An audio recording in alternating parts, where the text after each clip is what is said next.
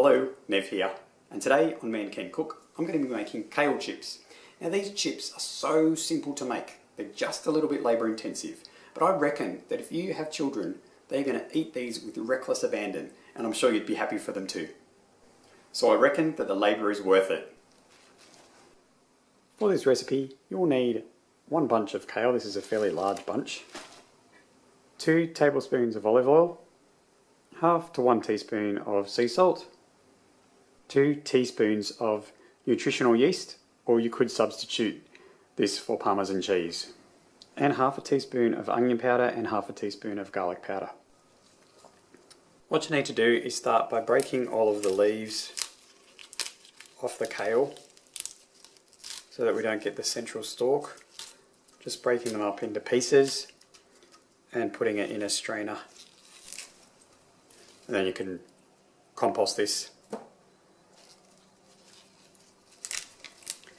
And the best way of doing this is to do it in batches. So this is just a few leaves that I've got in here with the stalks removed. So I'm not going to fill the strainer any more than that. I'm just going to wash it now and then begin to dry the kale that's in there. Once you've washed the kale, you need to get as much of the water off as possible before drying it completely.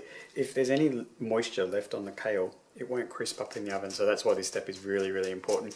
This is the labour intensive part about making the kale chips. Once you're confident that you've got most of the water off the kale leaves, just lay them out in a single layer on a clean tea towel, because they still need to dry.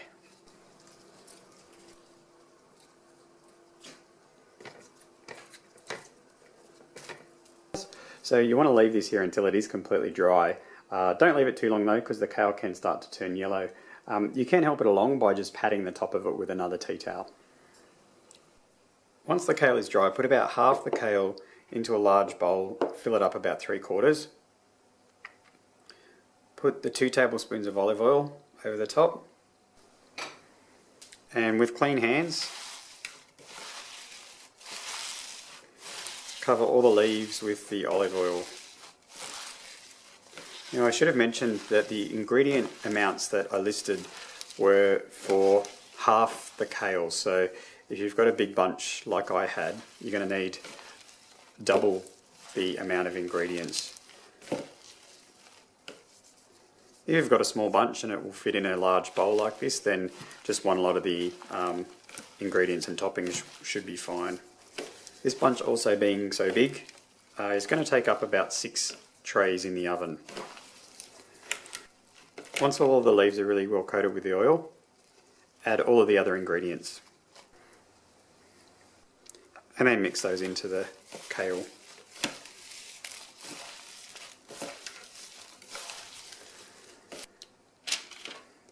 And then lay the kale out onto a baking tray with baking paper, just in one layer. This is going to go into the oven at 80 degrees for about an hour. Check it after about half an hour to see how it's going. You might need to move the leaves around a little bit. And the cooking time will vary depending on how much kale you've got in the oven at the time and your oven as well. So just check it. When it's nice and crispy, you know that it's done. So this is the kale after about 45 minutes. It's taking a little bit longer to dry out. I do have a lot of kale in the oven at the moment. I actually did 2 bunches of kale. So if you find that it's taking a little bit longer to dry out, just take it out of the oven and turn it over and put it back in for another 15-20 minutes, maybe half hour, until it's all nice and dry. I ended up having to cook the kale chips for about an hour and a half because of the amount of kale that I had in the oven. But let's just give this one the crispiness test.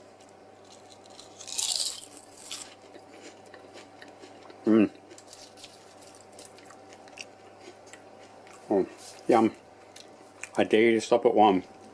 These keep really well in an airtight container, but I doubt that they'll last that long.